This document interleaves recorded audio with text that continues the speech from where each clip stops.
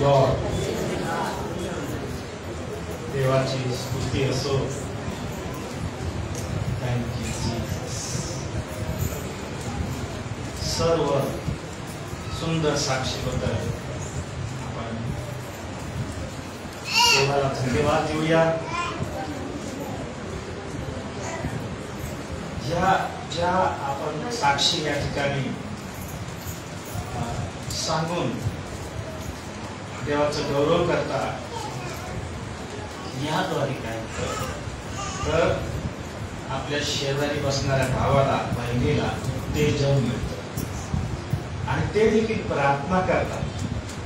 आणि देव आपला असा परमेश्वर आहे की तो आपल्या प्रार्थनेची उत्तर देणारा परमेश्वर आहे. तो ऐकतो, प्रार्थना ऐकतो आणि त्याच्या लेकरांच्या जीवनात तो कार्य करतो. हालेलुया.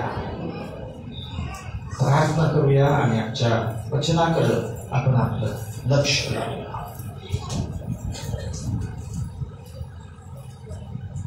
स्वर्गीय पित्या, आम्ही तुझे आभार मानतो. मी तुला धन्यवाद देतो प्रभूजी. तुझ्या मंदिरात, तुझ्या सानिध्यामध्ये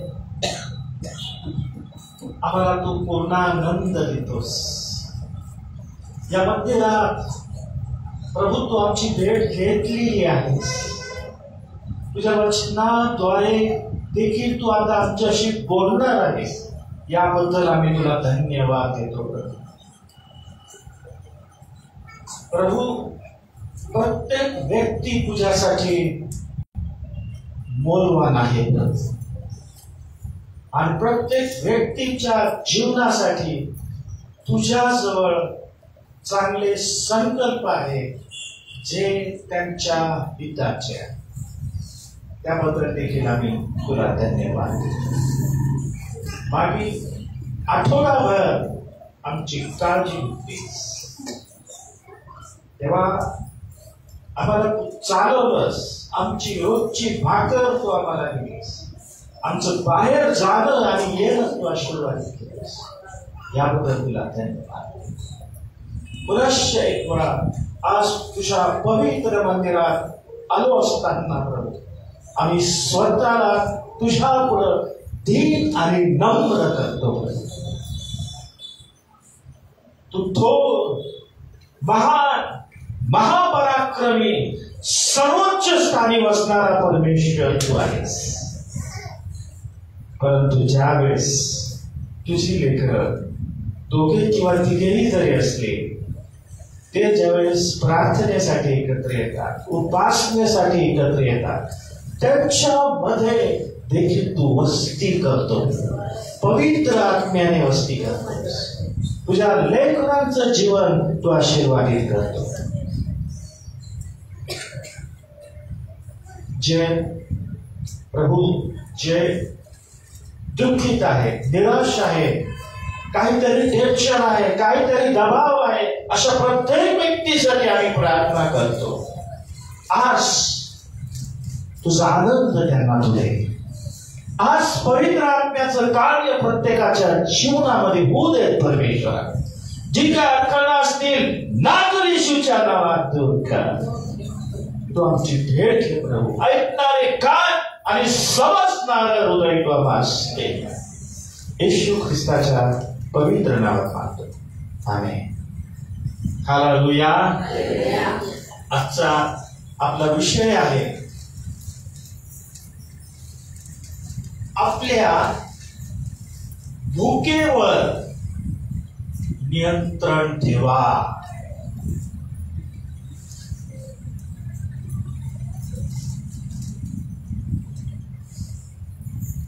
बायबल या विषयातून काहीतरी आपल्याला आज शिकवणार आहे. Control your ॲपिटाईट.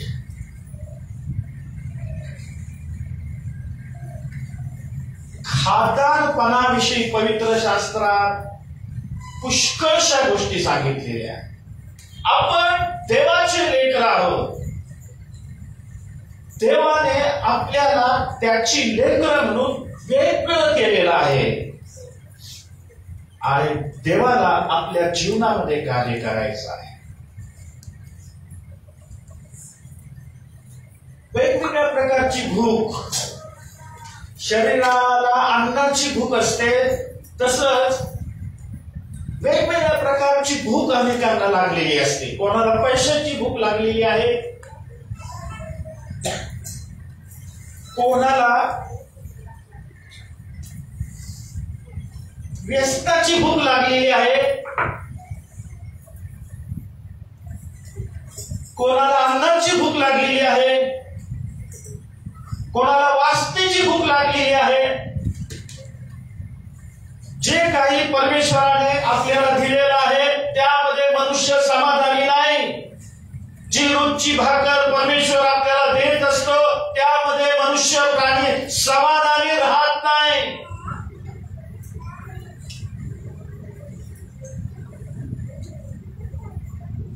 काहींना मध फार आवडतं, मध. आणि मध खाल्ल्यावर असं वाटतं सगळं खाऊन टाकावा, असं वाटतं का? खाल्ला का नाही कधी मध? पण बायबल काय सांगतं बघा. नीतिसूत्राचं पुस्तक 25वा अध्याय 16वे वचन.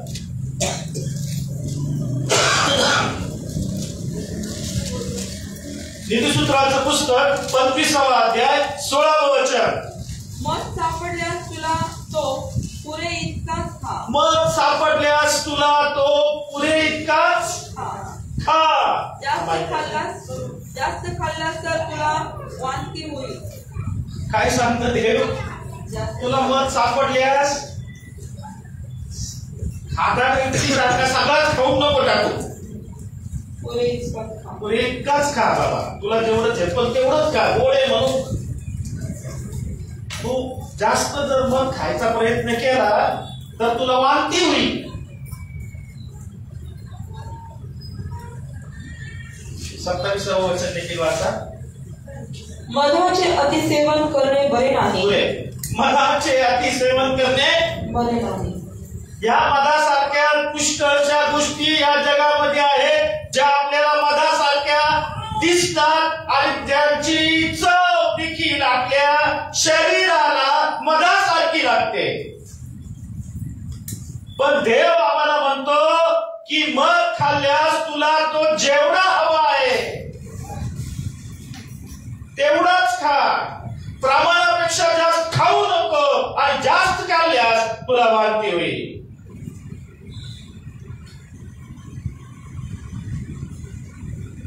खाण्यामुळे देखील आपण आपले आशीर्वाद गमावू शकतो.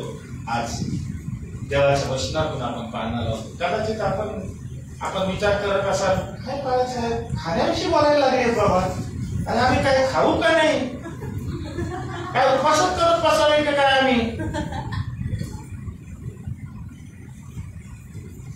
आता खाण्यावर देखील तुम्ही पाबंद लावायला लागले. होय, खाणं आणि पिणं आम्ही सांभाळलं पाहिजे. हालेलुया.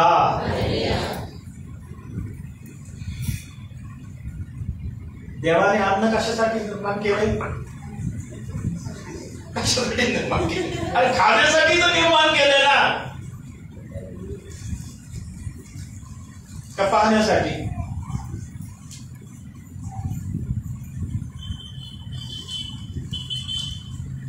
देवानेच ते निर्माण केले. उत्पत्तीचं पुस्तक 1 अध्याय 29 आणि 30 वचन वाचा.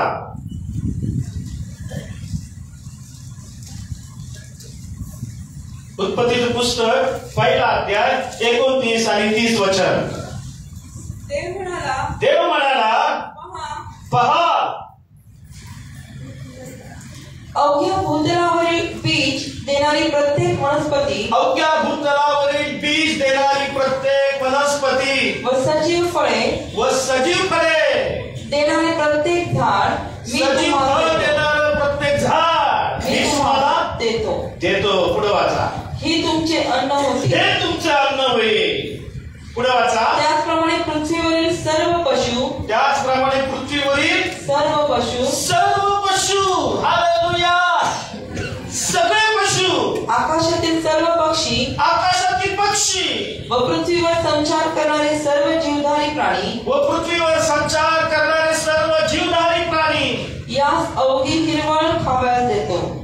यांना अवघी हिरवळ खावयास देतो. परमेश्वरानेच हे अन्न निर्माण केलेलं आहे. हे सगळं परमेश्वराने आपल्यासाठी दिलेलं आहे. यावर परमेश्वराने आपला अधिकार ठेवलेला आहे. पण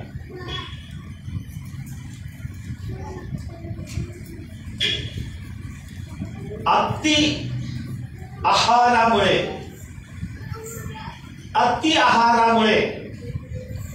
आपल्या शरीराला धोका निर्माण होऊ शकतो. काही गोष्टी अशा आहेत परमेश्वराने त्या आपल्यासाठी निषिद्ध केलेल्या आहेत, अशुद्ध ठरवलेल्या आहेत, त्या आपल्यासाठी हानिकारक आहे.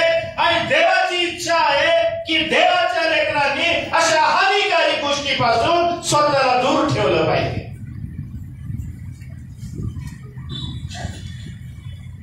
दानिएलचं पुस्तक 1 अध्याय वाचा. काय केलेलं आहे दानिएल आणि त्याच्या 3 मित्रांनी?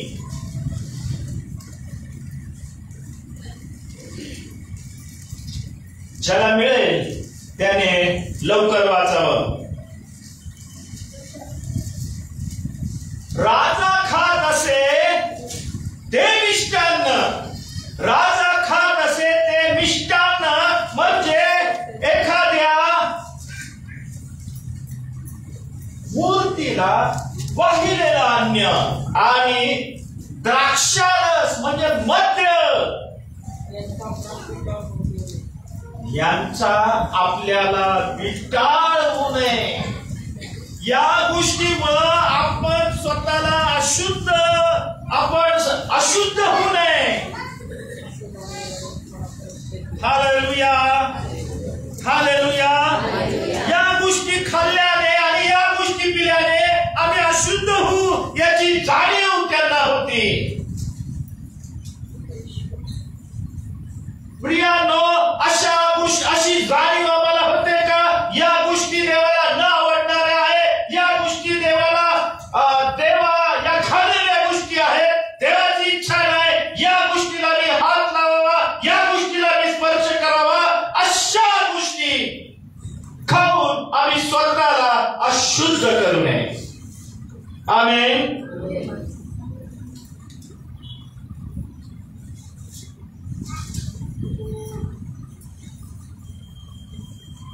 राजा खात असे ते मिष्टान्न व पीत असे तो द्राक्षरस यांचा आपणास विटाळ होऊ देऊ नये असा दानिएलाने मनाचा निश्चय केला. म्हणून त्याने खोद्याच्या सरदारास विनंती केली की आम्हाला यांचा विटाळ नसावा. अनेक तरुण होते दानिएल आणि त्यांच्या बरोबर. हे काय चौकस नव्हते, अनेक तरुण होते.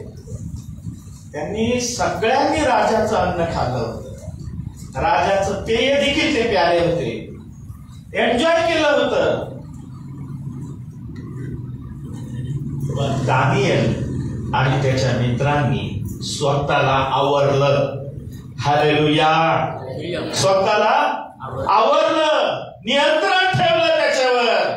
नाही, या गोष्टी मला खायच्या नाहीये, या गोष्टीला मला हात लावायचा नाही, या गोष्टी घाणेरड्या आहेत, या देवाला न आवडणाऱ्या आहेत, मला या गोष्टीपासून दूर राहिलं पाहिजे.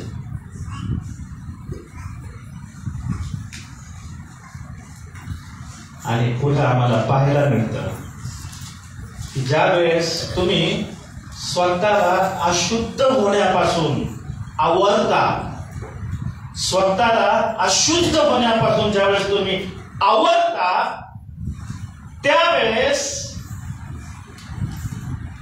देव तुम्हाला आशीर्वादित करतो, देव तुम्हाला उंच करतो, देव तुम्हाला श्रेष्ठ स्थान देतो.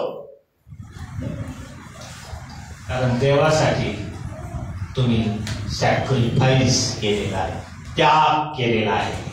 आमेन. पहा, देवाने त्यांना असं ब्लेस केलं की त्या सगळ्या तरुणांमध्ये पुष्कळ तरुण होते, पण त्या सगळ्या तरुणांमध्ये देवाने त्यांना सर्व विद्या ज्ञान देऊन त्याच्यामध्ये निपुण आणि प्रवीण केलं. हालेलुया. सर्व ज्ञान देवाने त्यांना दिलं, सर्व विद्या देवाने त्यांना दिली. साधी गोष्ट नाही प्रियानो. आणि इतकंच नाही तर शाकान्न खाणाऱ्या दानिएल आणि त्यांच्या मित्राचे चेहरे, राजाचं मिष्टान्न खाणारे, राजाचं पेय पिणाऱ्या तरुणांपेक्षा या तरुणांचे चेहरे कसे होते? 10 दिवसानंतर राजघरचे अन्न खाणाऱ्या सर्व तरुणांपेक्षा त्यांचे चेहरे अधिक सुरूप दिसून, त्यांचे चेहरे सुरूप आहे, स्मार्ट आहे. हालेलुया. ते अनेक प्रयत्न करतात मी स्मार्ट कशी दिसल, मी सुंदर कशी दिसल, आणि मग मेकअप केला जातो, काय काय काय काय लावलं जातं. ह्युमन नेचर आहे. पण पहा या ठिकाणी तुमच्या सुंदरतेचं आणि तुमच्या सौंदर्याचं रहस्य तुमच्या शुद्धतेमध्ये आहे. हालेलुया. जेवढे देवासाठी तुम्ही स्वतःला शुद्ध ठेवा, जेवढे देवासाठी तुम्ही स्वतःला पवित्र ठेवा, तेवढं देव तुम्हाला सुंदर. आमेन. तुमची आणि तुम्ही धष्टपुष्ट व्हाल. हालेलुया. हालेलुया. आणि मग तुम्हाला कसलाही मेकअप करायची आवश्यकता भासणार नाही. ओरिजिनल गॉड गिवन ब्युटी तुम्हाला मिळेल. आमेन.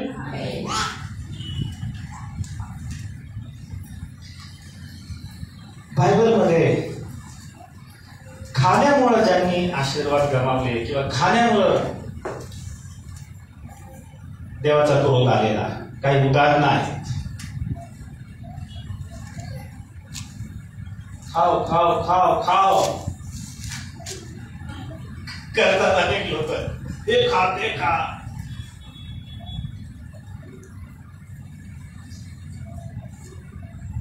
पण आपण देवाच्या लेकरांनी त्याच्याबद्दल नियंत्रण ठेवलं पाहिजे. अनियंत्रित आमचं जीवन नसलं पाहिजे. अनियंत्रित म्हणजे आउट ऑफ कंट्रोल. कंट्रोलच होत नाही बाबा. एखाद्या वास आल्यावर असं वाटतं की पटकन जावा बिर्याणी खा.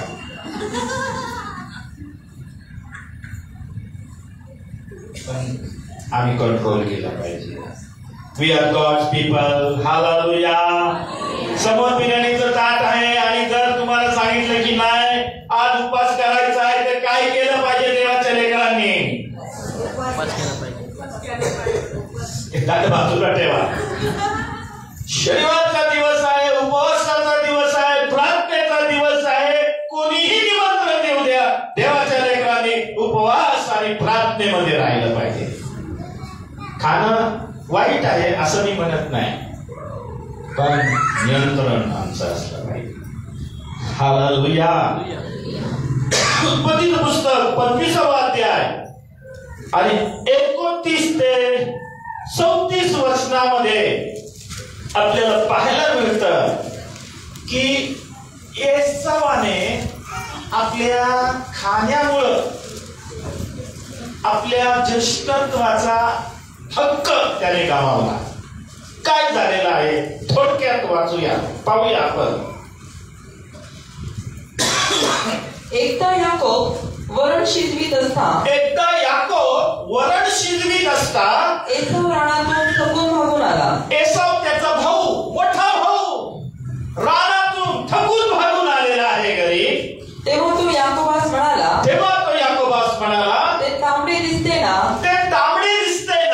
त्यातले मला काही चटकन खाऊ घाल. आता मला काही कंट्रोल होत नाहीये. पुढे वाचा. मी अगदी गळून गेलो आहे. यावरून त्याचे नाव अदोम तांबडा पडले. अदोम म्हणजे तांबडा पडले. याकोब म्हणाला पहिल्याने तुझा ज्येष्ठत्वाचा हक्क मला मोबदला दे. काय म्हणला याकोब? तुला खायला पाहिजे, हे तांबडं खायला पाहिजे तुला. पहिल्याने तुझा ज्येष्ठत्वाचा हक्क मला दे. आणि मग त्याने काय केलं? एसाव म्हणाला पहा मी मरणोन्मुख झालो आहे. मला आपल्या ज्येष्ठत्वाच्या हक्काचा काय उपयोग? काय होणार आहे ज्येष्ठत्वाचा हक्क? पुढे वाचा. याकोब म्हणाला तर आताच्या आता मशी शपथ वाहा. तेव्हा त्याने शपथ वाहून आपल्या ज्येष्ठत्वाचा हक्क याकोबास मोबदला दिला. 34 वचन. तेव्हा याकोबाने एसावला भाकर व मसुरीचे वरण दिले. याकोबाने एसावला भाकर व मसुरीचे वरण दिले. तो खाऊन पिऊन उठला व चालता झाला. याप्रमाणे एसावाने आपला ज्येष्ठत्वाचा हक्क तुच्छ लेखिला. खाण्यापिण्यासाठी आपल्या ज्येष्ठत्वाचा हक्क त्याने तुच्छ लेखला. आणि हा ज्येष्ठत्वाचा आशीर्वाद याकोब घेऊन गेला. खाण्यापिण्यामुळे आपले आशीर्वाद गमावू नका. आमेन. देवाने तुम्हाला जे हक्क दिलेले आहेत, जे अधिकार दिलेले आहेत, जे आशीर्वाद दिलेले आहेत, खाण्यापिण्याच्या वाईट सवयीमुळे ते गमावू नका.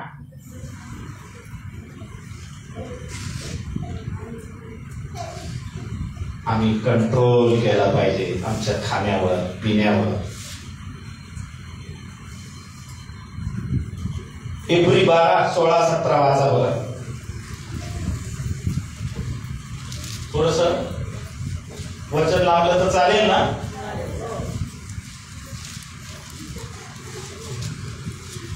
इब्री 12:16-17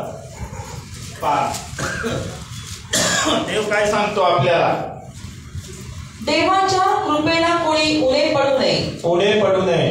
ज्यामुळे पुष्कळजण निघून जातील असे कोणतेही कडूपणाचे मूळ अंकुरित होऊन उपद्रव देणारे होऊ नये. कडूपणाचे मूळ अंकुरित होऊन उपद्रव देणारे होऊ नका. देव म्हणतो कोणी जातकर्मी होऊ नये किंवा ज्याने एका जेवणासाठी आपले ज्येष्ठपण विकले. ज्याने एका वेळच्या जेवणासाठी आपले संपूर्ण ज्येष्ठपण विकलं. त्या एसावासारखे कोणी ऐहिक बुद्धीचे होऊ नये. ऐहिक बुद्धीचे होऊ नये म्हणून याकडे लक्ष द्या. एसावासारखे बनू नका माझ्या प्रियांनो. जेवणासाठी देवाचे आशीर्वाद गमावू नका. ज्येष्ठपण गमावू नका. तुच्छ मानू नका देवाचे आशीर्वाद. देवाने ते तुम्हाला दिलेले आहे.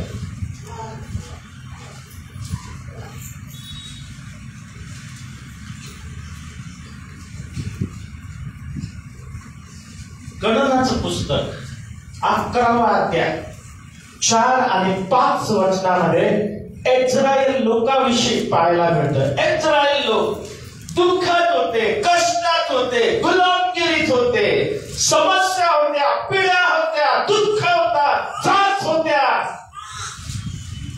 रडत होते. देवाचा धावा त्यांनी केला. देवाने मोजेसला पाठवलं आणि देवाने मोजेस आणि आरोन यांच्याद्वारे लाखो इस्रायल लोकांची सुटका केली. चिन्ह चमत्कार दाखवून आपलं सामर्थ्य प्रगट करून लाखो इस्रायल लोक बाहेर पडले मिस्र देशातून, त्या शापित देशातून, त्या गुलामगिरीतून ते बाहेर पडले. बाहेर पडल्यानंतर देखील कशासाठी कुलकुल करत आहेत हे देवाचे लोक. 11वा अध्याय 4 आणि 5 वचन. गणना 11वा अध्याय 4 आणि 5 वचन. त्यांच्यामध्ये जो मिश्र समुदाय होता त्याने सोस घेतला. त्यांना फार दुःख झालं. त्यांना सहन करवेना. आता काय सोस घेतला त्यांनी? इस्रायल लोकही पुन्हा रडगाणी गायला लागले. काय रडगाणं गायला लागले? आम्हाला खावायला मांस कोण दिले? हे फार मोठं डेंजर आहे. आहे, आम्हाला खायला मांस कोण दे? ते पाहिजे बाबा, त्याच्याशिवाय आम्हाला जेवण जातच नाही. पुष्कळ लोकांना बोलताना मी ऐकलेलं आहे, उसके सिवाय हमको खाना नहीं जाता है. वो चाहिए. काही लोकांना तर सकाळी नाश्त्याला पण पाहिजे, दुपारी पण पाहिजे, रात्री पण पाहिजे, त्याच्याशिवाय आम्ही जेवू शकत नाही.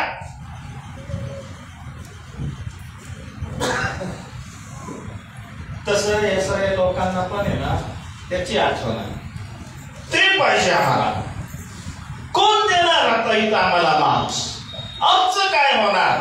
मग ते काय म्हणत आहेत बघा, वाचा. मिस्र देशात आम्हाला मासे फुकट खायला मिस्र देशात आम्हाला मासे फुकट खायला मिळाले, त्याची आठवण आम्हाला येते. त्याची आठवण आम्हाला येते बाबा. ते मासे आहेत ना फुकट आम्हाला खायला मिळायचे किनाऱ्यावर पडलेले, त्याची आठवण आम्हाला येते.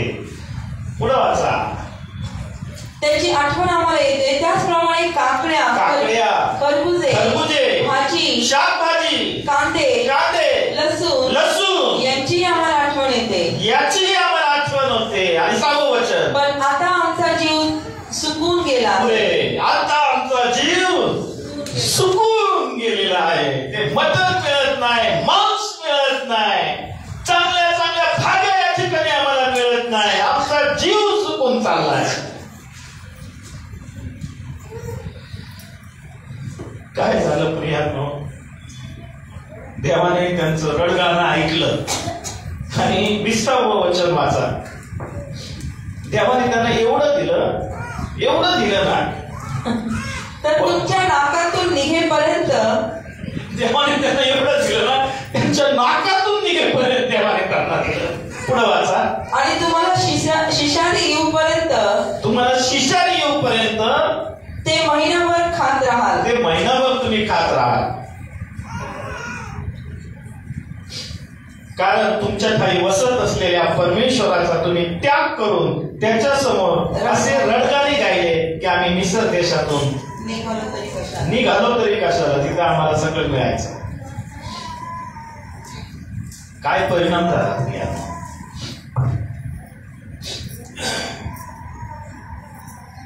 देवाचा क्रोध या लोकांवर आला. देवाचा क्रोध या लोकांवर आला. अरे देव जे देतो त्याच्यात समाधानी राहा. आमेन, हालेलुया. समाधानी नाही.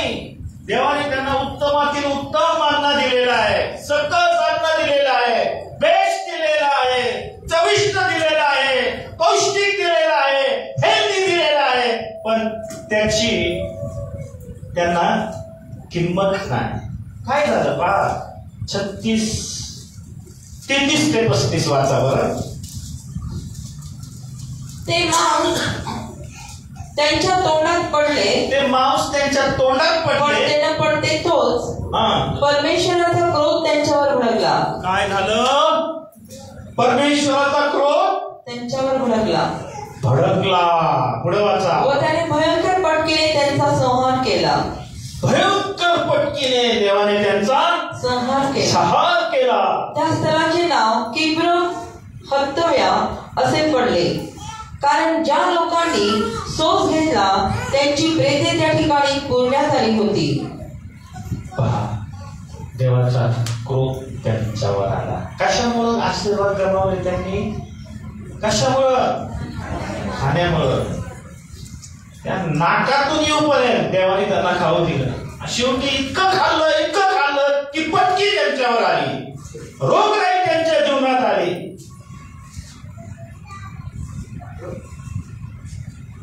आणि त्यातील अनेकांचा शेवट त्या रानामध्ये.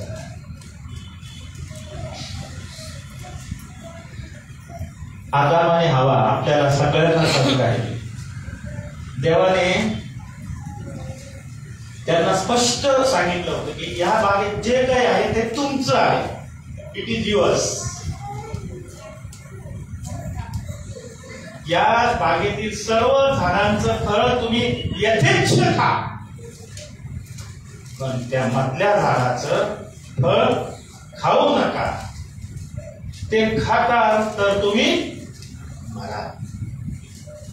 खाल्लं पण आणि देवाच्या गौरवाला ते अंतर, देवाच्या उपस्थितीपासून त्यांना दूर जाऊ. खाण्यामुळं एक फळ देवाच्या उपस्थितीपासून त्यांना दूर नेलेलं आहे. ती लालसा, ती इच्छा, ती वासना प्रियानं आमच्या जीवनामध्ये असते आणि ते फळ आम्हाला देवापासून दूर नेतं.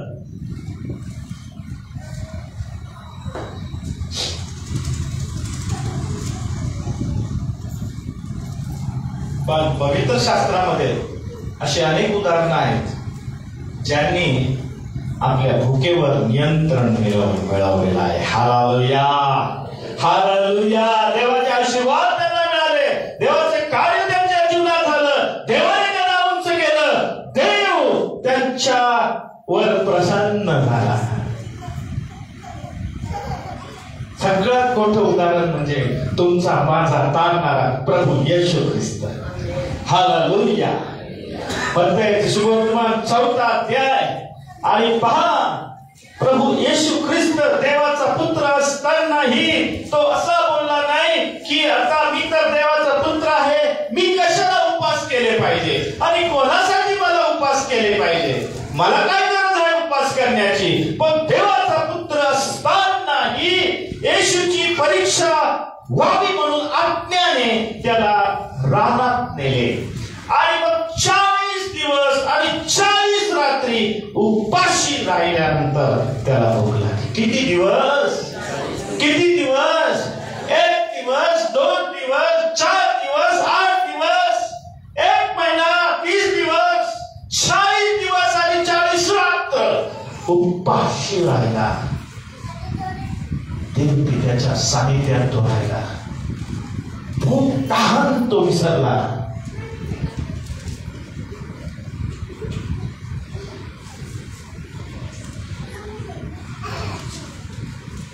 आणि मग आपल्या सेवा कार्याला त्याने सुरुवात केली आणि मग तो अभिषेक त्याच्या जीवनात आला. तो अनेकांनी अनुभवला. तो त्याच्या शब्दाने लोक बरे व्हायला लागले. हालेलुया. त्याच्या वस्त्राला शिवण्याने लोक बरे व्हायला लागले.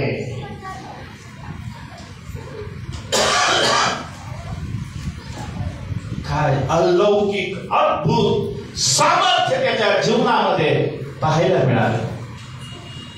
उपवास प्रार्थनेचा हात दिला. आमेन. हालेलुया. आम्ही म्हणतो देवा मला सामर्थ्य दे, मला अभिषेक दे, देव मला हे दे, मला पवित्र आत्मा दे. आणि आम्ही किती उपवास आणि प्रार्थना करतो प्रिया, मला हे दान पाहिजे, ते दान पाहिजे. आम्ही देवाकडे मागतो. आम्ही किती उपवास आणि प्रार्थना करून देवाजवळ आम्ही बसतो प्रिया. देव देव स्वतःला अन्नापासून दूर ठेवा आणि देवाच्या सानिध्यात बसा. देवाच्या आज्ञेशी एकरूप व्हा आणि मग बघा देव तुम्हाला किती सामर्थ्याने उपयोगाला आला. देव किती वरदान तुम्हाला देईल. देव किती महान अभिषेक तुमच्या जीवनामध्ये करेल.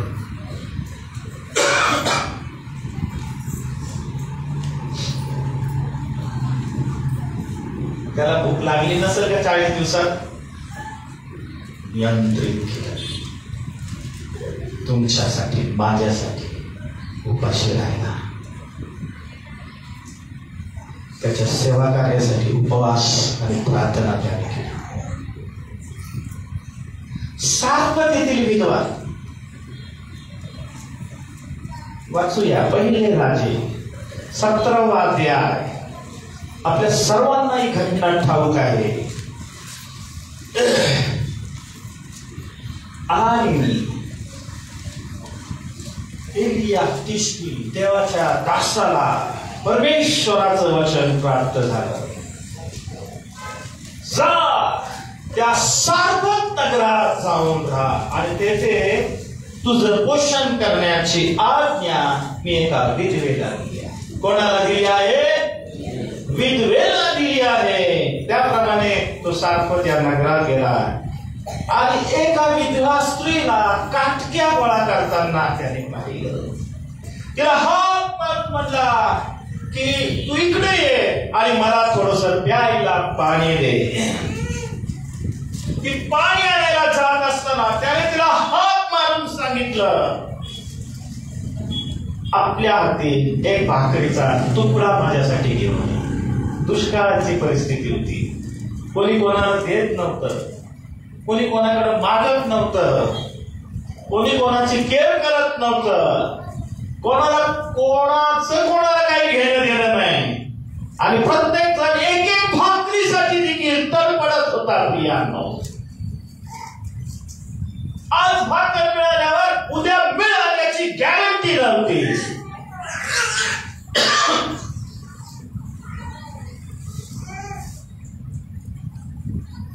तिने उत्तर दिलं, तुमचा देव परमेश्वर याच्या चिंताची शपथ, तुमचा देव परमेश्वर याच्या जीविकाची शपथ. मडक्यात फक्त मुठभर पीठ आहे आणि कुपीत थोडेसे तेल आहे. आणि मग ती म्हणती, मी 2 काटक्या जमा करत आहे, मग मी जाऊन मठसाठी व आपल्या मुलासाठी ते तयार करीन, ते आम्ही खाऊ आणि मग मरू. म्हणजे एकच भाकरीचं पीठ होतं, नंतर त्यांना मिळणार नव्हतं, अशी त्यांची परिस्थिती. काय केलं? सारखत नगरीतील विधवेने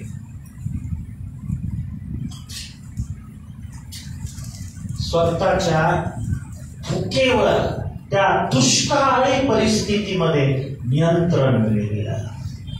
आमेन, हालेलुया. मी मेले तर मेले, माझा मुलगा गेला तर जाऊ द्या, उपाशी तर उपाशी. हा संदेश का याला मला भाकर द्यायची आहे. आमेन. या संदेशाला मला भाकर द्यायची आहे, पाणी द्यायचे.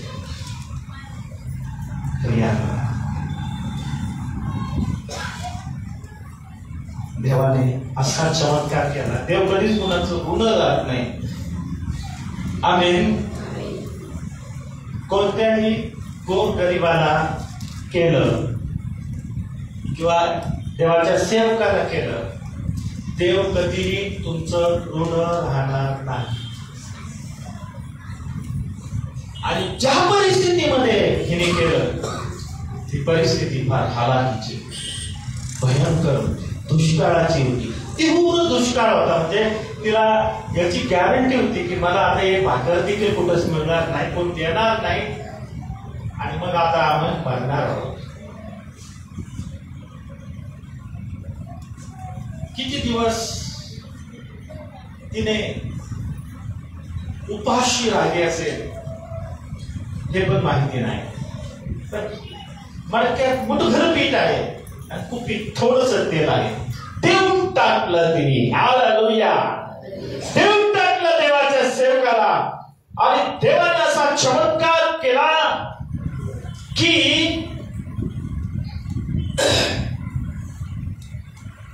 परमेश्वर एलियाच्या द्वारे जे वचन बोलला त्याप्रमाणे तिचे ते पिठाचे मडके रिकामे झाले नाही आणि तेलाची कुपीही आटली नाही. आमेन. आणि पुढे त्याच धनिनीचा मुलगा आजारी पडला आणि मग मरण पावला. पण एलियाने त्यांच्यासाठी प्रार्थना केली, तो पुन्हा जिवंत झाला. आमेन. काय केलं या सारफत येथील विधवेने? आपल्या खाण्यावर नियंत्रण ठेवलं.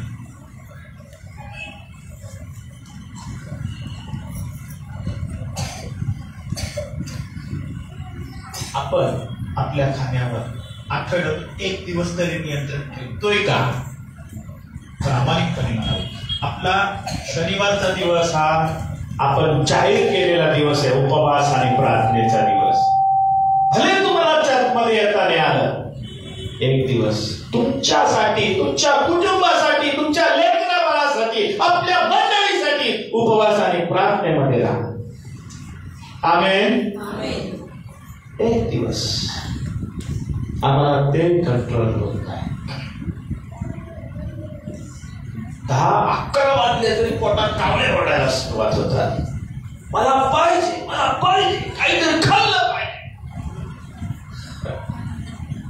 काही जण म्हणतात मला फार अशक्तपणा आलाय, आता काही मला राहत नाही, मला काहीतरी खावं लागणार. काही जण कसा तरी दिवस काढतात आणि लगेच कोठल्यावर पळतात. उपवास आज उपवास कंट्रोल करा माझ्या प्रियाला, कंट्रोल करा, नियंत्रण ठेवा. खाण्यामुळे आपले आशीर्वाद गमावू नका.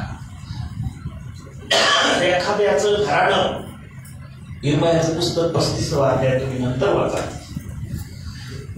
मद्य त्यांच्यासाठी निषिद्ध होतं, पण देवाने त्यांची परीक्षा पाहिजे ठरवलं. मद्याला टच केला नाही म्हणले, ते आणून ठेवलं त्यांच्या समोर नाही. देवाने त्यांच्या घराण्याला उंच केला. हालेलुया. ते आशीर्वादित घराणं. देवाने त्यांची काळजी घेतली, देवाने त्यांना आशीर्वाद दिला. नंतर वाचा इर्मयाचं पुस्तक 35 अध्याय 1 ते 11 वचन, पुढे 14 वचन देखील तुम्ही नंतर वाचू शकता.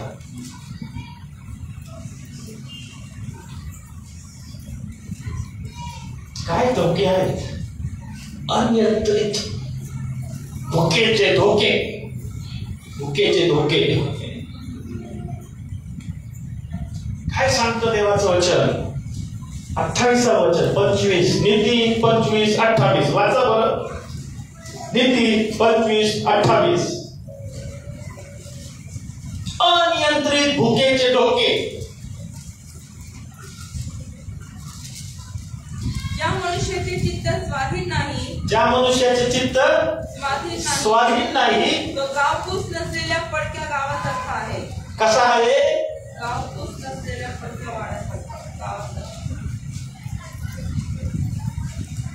ज्याचं चित्त स्वाधीन नाही म्हणजे त्याला स्वनियंत्रण नाही, कंट्रोल नाही, तो गावकूस नसलेल्या पडक्या गावासारखा असुरक्षित आहे. आहे देवाने एक हे दिलेलं आहे, किती सुंदर. गावकूस नसलेलं गाव असुरक्षित असतं. शत्रू केव्हा येऊ शकतो, कधी त्याच्यावर अटॅक होऊ शकतो, कधी पण. हालेलुया.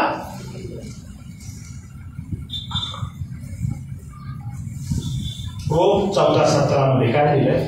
रोम 14:17, खाणे व पिणे या देवाचे राज्य नाही. कशात देवाचे राज्य नाही? मग खाण्याच्या पिण्याच्या मागे आणि का लागा? खाणे व पिणे या देवाचे राज्य नाही, तर नीतिमत्व, शांती व पवित्र आत्म्याद्वारे मिळणारा आनंद या देवाचे राज्य आहे. हालेलुया. म्हणजे अनियंत्रित भूक असेल ना, खाण्यावर जर आपण कंट्रोल केला नाही तर देवाचे राज्य आम्ही गमावू शकतो. खाणे व पिणे या देवाचे राज्य. मग ज्याला देवापेक्षा खाण्यापिण्यात जास्त इंटरेस्ट आहे तो देवाचं राज्य गमावू शकतो.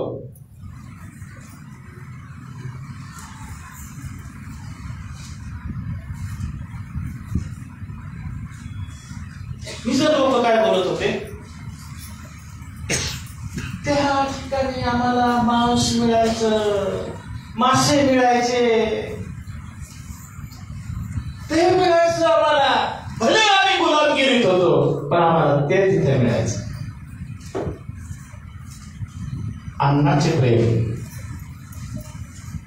एखाद्या व्यक्तीला गुलाम बनवू शकते. अन्नाचे प्रेम एखाद्या व्यक्तीला गुलाम बनवू शकते.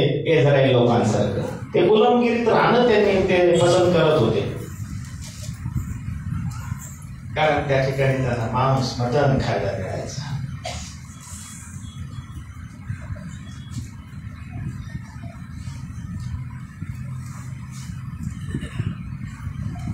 अनियंत्रित भूक एखाद्याला दरिद्रीपणाकडे नेऊ शकते. अनियंत्रित भूक एखाद्याला दरिद्रीपणाकडे, कारण जेवढं जास्त मनुष्य खातो तेवढा जास्त झोपतो, आणि जेवढा झोपतो तेवढा तो दरिद्री होतो. आपला हात ताटामध्ये घातलेला सुद्धा त्याला तोंडात घालायचा आळस येतो. नीती 23:21 वाचा. नीतिसूत्र 23:21. कारण मद्यपी व खादाड दरिद्री होता. कोण दरिद्री होतं? मद्यपी आणि खादाड खाऊ दरिद्री होता. पुढे वाचा. कैफ मनुष्याला चिंध्याने चवितो. कैफ म्हणजे मांस मनुष्याला चिंध्याने चवितो. हा,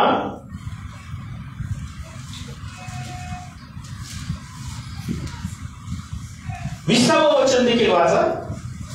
मद्यपी व मांसाचे अतिभक्षण करणारे, मद्यपी व मांसाचे अतिभक्षण करणारे यांच्या वाऱ्यास देखील उभा राहू नको. देवाच्या लेकरांसाठी देवाने केलेली ही सूचना आहे.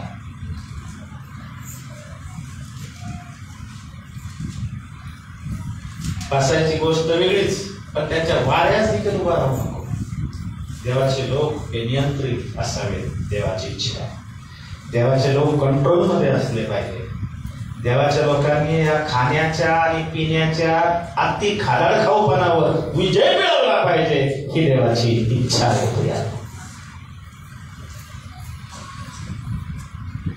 त्या खाण्यामुळेच आदाम आणि हवेवर शाप आला. काय केलं? खा ते फळ आहे. जाग त्या बागेत त्याच्याही पेक्षा सुंदर सुंदर झाडं होती, फुलं फळ सगळं होत. देव त्यांना बोलला होता, हे सगळं तुमचं आहे, तुम्हाला या बागेतल्या सगळ्या झाडाचं तुम्ही फळ खाऊ शकता, फक्त त्या झाडाचं फळ खायचं, त्या झाडाचं फळ खायचा मोह त्यांना. खायला उतावीळ झाले, भुलले गेले, आणि देवाचे आशीर्वाद, देवाची उपस्थिती त्यांनी गमावली. अवज्ञा त्यांच्या जीवनात आहे. अनियंत्रित भूक अवज्ञा करायला लावते.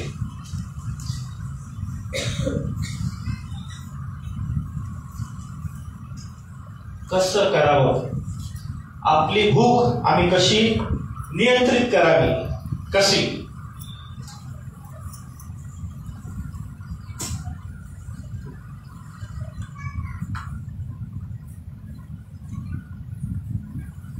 काय केलं पाहिजे आम्ही?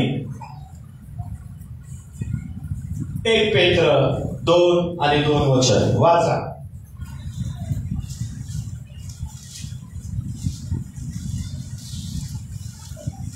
प्रभू कृपाळू आहे याचा तुम्ही अनुभव घेतला आहे, तर तारणासाठी तुमची आध्यात्मिक वृद्धी व्हावी म्हणून नूतन जन्मलेल्या बालकासारखे निर्या दुधाची इच्छा करा. काय सांगतो देव? कशाची इच्छा बाळगा? आपल्या आध्यात्मिक उन्नतीसाठी नूतन जन्मलेल्या बालकासारखं निर्या दुधाची म्हणजे देवाच्या वचनाची इच्छा बाळगा. आमेन. आम्ही काय खाल्लं पाहिजे? देवाचं वचन आम्ही जास्तीत जास्त खाल्लं पाहिजे, जे निर्या दुधासारखं आहे, जे शुद्ध आहे, जे पवित्र आहे, जे निष्कलंक आहे. मनुष्य केवळ भाकरीने जगल असं देवाचं वचन आम्हाला सांगत नाही. मनुष्य केवळ भाकरीनेच नाही तर देवाच्या मुखातून निघणाऱ्या प्रत्येक वचनाने जगेल. आमेन. देवाचं वचन नाकडं आम्ही लक्ष दिलं पाहिजे. त्या नूतन जन्मलेल्या बालकासारखं देवाच्या वचनाकडे आम्ही लक्ष घातलं पाहिजे. निल्या दुधासारखं ते आम्ही सेवन केलं पाहिजे. देवाच्या वचनात आम्ही रमलं पाहिजे. देवाच्या वचनात देवाचं वचन वाचायची सवय आम्हाला लागली पाहिजे. देवाच्या वचन ऐकायला आम्हाला आवडलं पाहिजे. अनेकांना देवाचं वचन ऐकायला आवडत नाही. अनेक जण थोडस चर्चमध्ये आल्यावर थोडासा एक डुबला तरी होतो अनेकांचा. मला कळत नसलं, मला कळतं होतो एक डुबला, त्यात मारून टाकायला डुबला. त्याच्यामुळे काही वेळेस मला जोरात ओरडून बोलावं लागतं, मग जाग येते.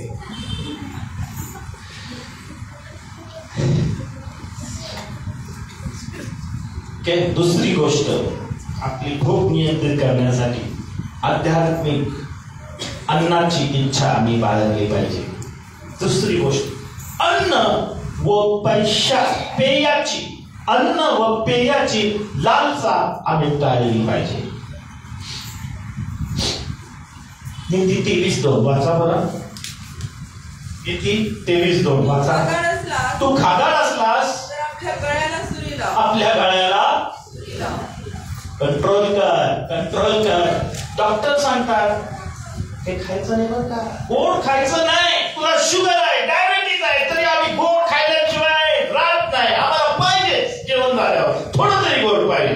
अनेकांना सवय असते आणि सगळं गोड आल्यावर तर कंट्रोल होत नाही म्हणजे नाहीच. खादाड असलास तर आपल्या गळ्याला डॉक्टर म्हणतात ते नॉन व्हेज ते बंद करा, रेडमीट बंद करा. नाही, काही होऊ द्या, आठवड्यातून 2-3 वेळेस तरी पाहिजेच. पण ते म्हणतो कंट्रोल करा. तिसरी गोष्ट, येशूने जे केलं ना, कोणतीही गोष्ट खाण्यापूर्वी येशूने जे केलं ते तुम्ही करा. काय केलं येशूने? मत्ती 14:19 वाचा.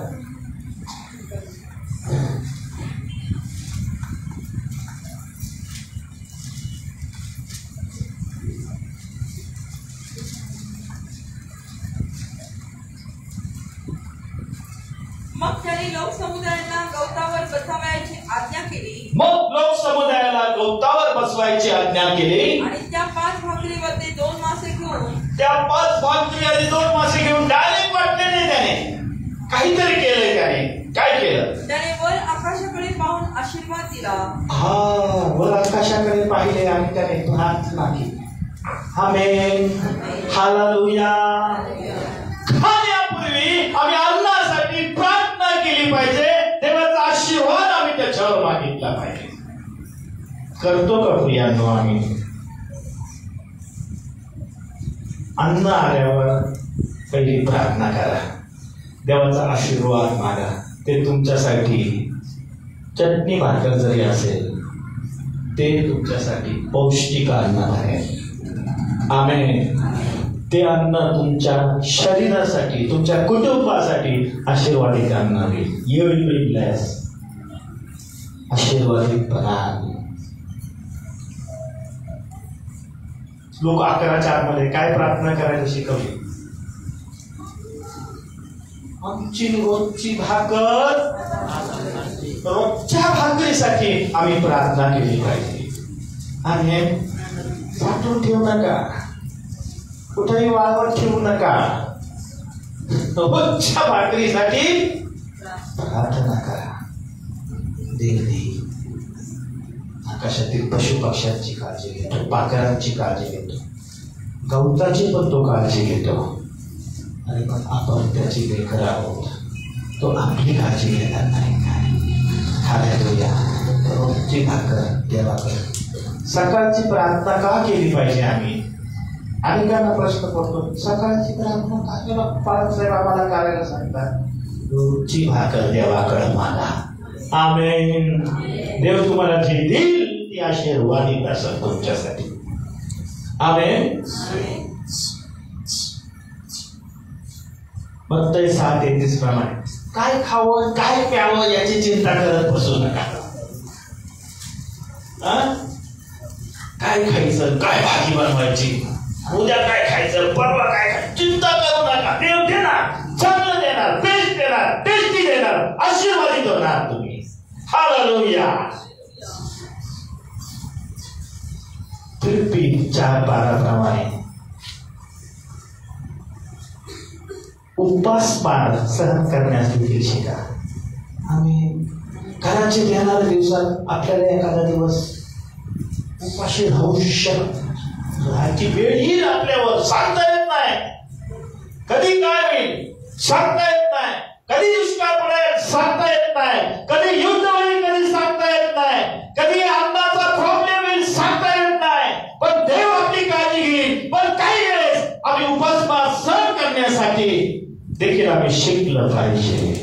संत पाऊलासारखं. फिलिप्पीकरांचं पत्र 4 अध्याय 12 वचन वाचा. दैन्यावस्थेत राहणे मला समजते. दैन्यावस्थेत राहणे मला समजते. संपन्नतेही राहणे समजते. संपन्नतेमध्ये राहणे मला समजते. बरेच प्रसंगी अन्नतृप्त असणे. अन्नतृप्त असणे. क्षुधित असणे. अन्नतृप्त असणे आणि क्षुधित असणे म्हणजे भुकेला असणं, अन्नाशिवाय असणं, हे पण मला समजतं.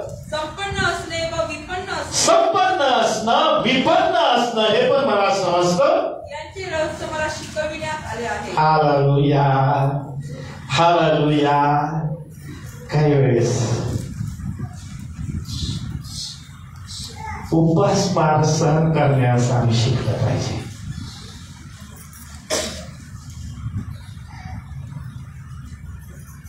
आणि फिलिप्पीकरांचं पत्र 4 अध्याय 11 वचन देखील वाचा. फार सुंदर वचन आहे. मला काही कमी पडल्यामुळे मी बोलतो असे नाही. मला काही कमी पडल्यामुळे मी बोलतो असे नाही.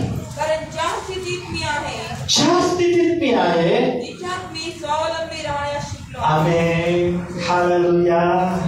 माझ्या बायबलमध्ये असं भाषांतर आहे, कारण ज्या स्थितीत मी असेल तीच तृप्त राहण्यास मी शिकलो आहे.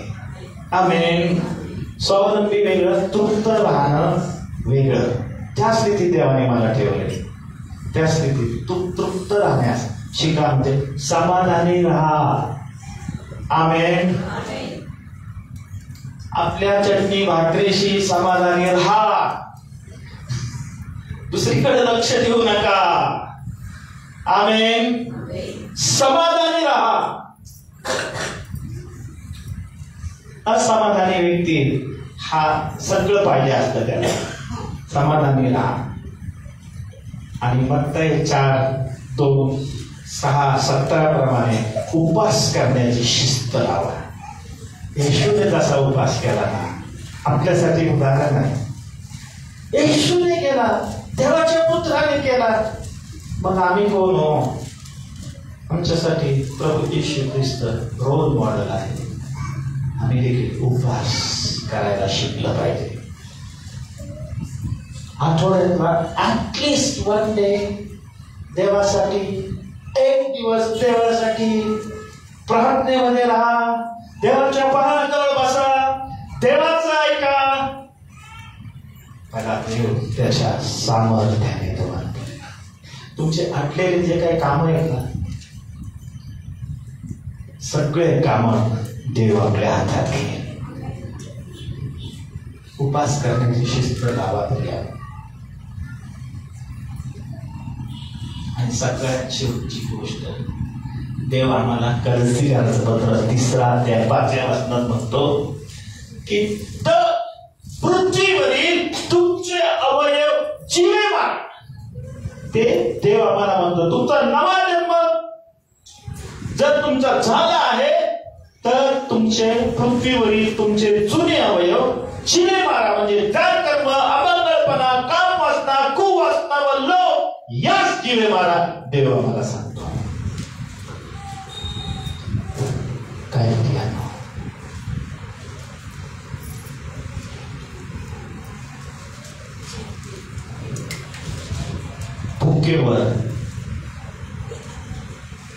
नियंत्रण आपण मिळवलं आहे का? आम्ही नियंत्रण ठेवलं पाहिजे. आपण देवाची लेकर आहोत. आपण तृप्त असलं पाहिजे. अन्नाची गरज सगळ्यांना आहे, देवाला पण ठाऊक आहे, पण आम्ही त्यावर नियंत्रण ठेवलं पाहिजे. As a man of God, as a children of God, त्यावर आम्ही नियंत्रण ठेवलं पाहिजे. आम्ही प्रार्थना करूया, आपले डोळे बंद करूया आणि प्रभूला म्हणूया, प्रभू आमच्या जीवनात काम कर, आमचं जीवन आशीर्वादित कर. ज्या ज्या वाईट सवय आमच्या जीवनात आहेत, ज्या ज्या गोष्टीचा लोभ आम्ही धरलेला आहे, आमच्या जीवनातून काढून टाक. आमचं जीवन तू आशीर्वादित कर. ब्लेस कर प्रभू. आम्हाला तुझ्या गौरवासाठी उपयोगात आम्ही तुझ्या हातात करतो. इथे आलेल्या प्रत्येक व्यक्तीला आशीर्वादित केलंच उत्तर मागतो. तुझी शांती आज प्रत्येकाच्या अंतःकरणात तू पाठव. तू प्रार्थना ऐकली आहेस, तू आरोग्य दिलं आहेस, तू शांती दिलेली आहेस, तू परिस्थिती बनवलेली आहेस. अनुभवाच्या वेळी तुझ्या हातात पडतो. धन्यवाद असेल तुझं जीवन तुझ्या हातात. येशू ख्रिस्ताच्या पवित्र नावात मागतो म्हणतोय. आमेन.